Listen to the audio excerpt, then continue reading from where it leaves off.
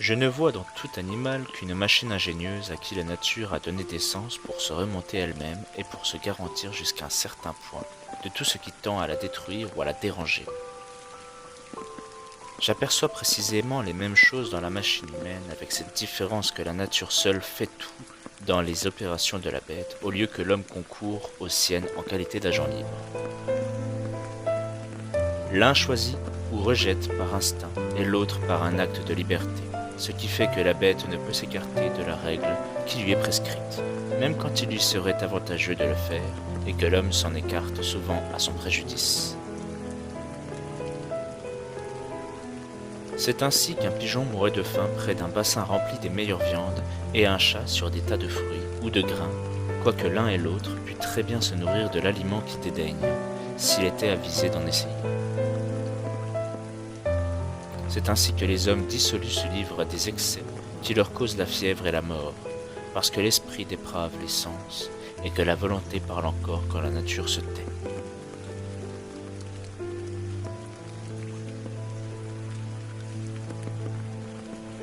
Je marche tranquillement en posant un pied après l'autre, calmement, paisiblement.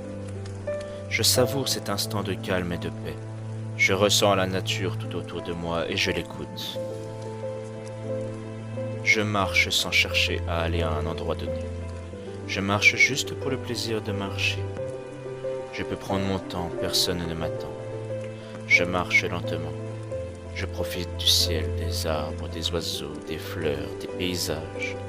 Je respire profondément l'air pur que m'offre la nature.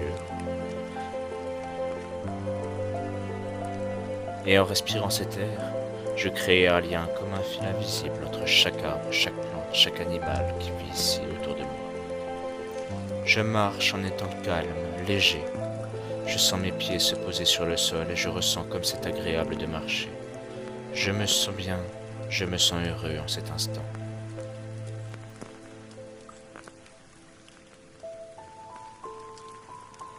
As-tu remarqué comme la nature est belle après la pluie?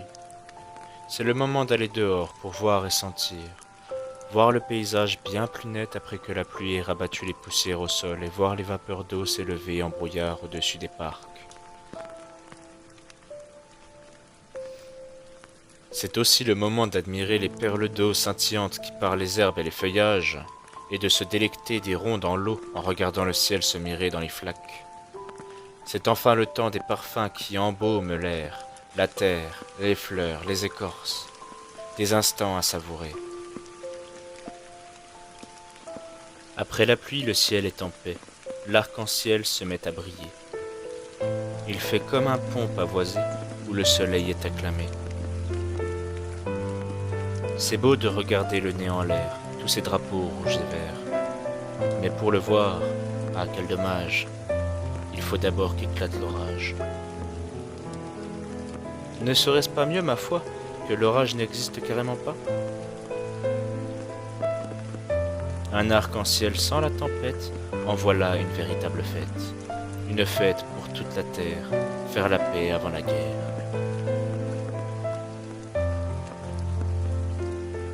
Enfin la haute providence, qui gouverne à son gré le temps, travaillant à notre abondance, rendra les laboureurs contents. Sus que tout le monde s'enfuit, je vois de loin venir la pluie. Le ciel est noir de bout en bout, et ses influences bénignes vont tant verser d'eau sur les vignes, que nous n'en boirons point du tout.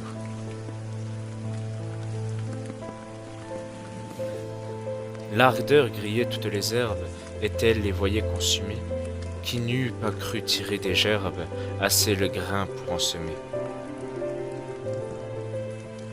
Bref, la terre en cette contrée, d'une béante soif outrée, n'avait souffert rien de pareil depuis qu'une audace trop vaine porta le beau fils de Clymène sur le brillant char du soleil.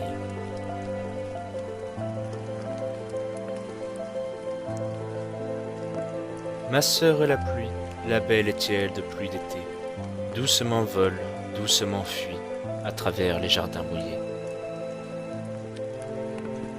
Tout son collier de blanches perles, dans le ciel bleu s'est délié. Chantez les merles, dansez les pies, parmi les branches qu'elle plie. Dansez les fleurs, chantez les nids. Tout ce qui vient du ciel est béni. Sur des tapis de fleurs sonores, de l'aurore jusqu'au soir et du soir jusqu'à l'aurore, elle pleut et pleut encore, autant qu'elle peut pleuvoir. Puis vient le soleil qui essuie de ses cheveux d'or les pieds de la pluie. L'automne est passé, avec ses orages et ses pluies averses. L'hiver arrive avec la neige et son froid glacial. Ses jours les plus courts et ses nuits les plus désertes, où la neige recouvre le dessus des voitures. Le bruit de la raclette à glace sur le pare-brise, la fourrure des arbres qui devient blanche, tout comme le toit des maisons. Des flocons en cascade aux couleurs de la saison. La pluie devient blanche pour former un hiver de glace, où la faune se camoufle dans son refuge, en attendant le printemps et ses couleurs vives, les cours d'eau qui ruissellent de la fonte des neiges. La nature tombe son manteau blanc qu'elle portait depuis longtemps, à cause d'une saison qui étouffe le temps, l'hiver.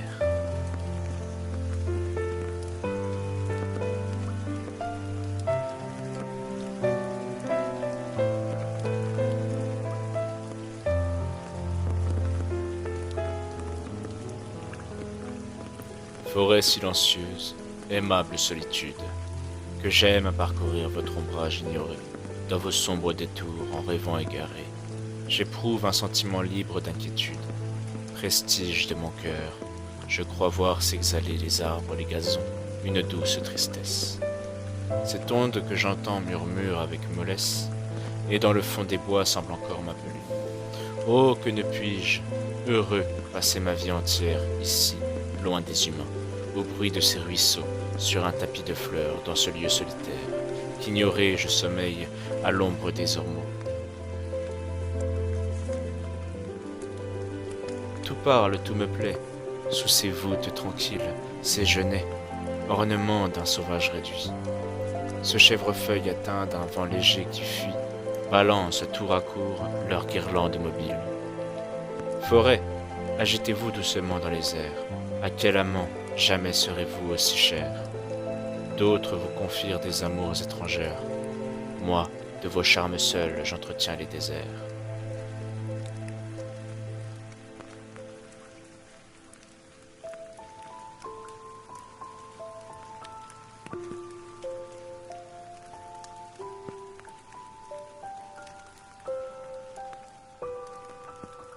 C'est une de ces douces journées d'hiver que j'aime vivre et qui pour moi sont source du réconfort nécessaire à mon cœur. Empreint d'une profonde mélancolie, sans cesse gagnée par des sombres pensées, je me promène seul dans mon paradis perdu, ma forêt. Je me dis qu'elle m'appartient car je me plais à croire que personne d'autre jamais ne vient s'y ressourcer. Elle est mon univers secret, un temple de silence dans lequel je me fonds.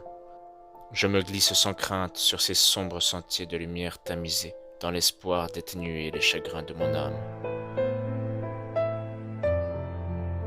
Aujourd'hui je la trouve si belle qu'il me faut la décrire. La nature, ses œuvres, ses ouvrages, les objets de ma contemplation et de ma rêverie me comblent d'inspiration. J'admire les majestueux branchages, vêtus de jeunes pousses qui se déploient au vent. Ils sifflent à mon oreille de douces mélodies que je suis seul à entendre. Je suis en paix, je suis heureux, loin de toute perturbation humaine. Aucune trace ici n'est étrangère à la nature.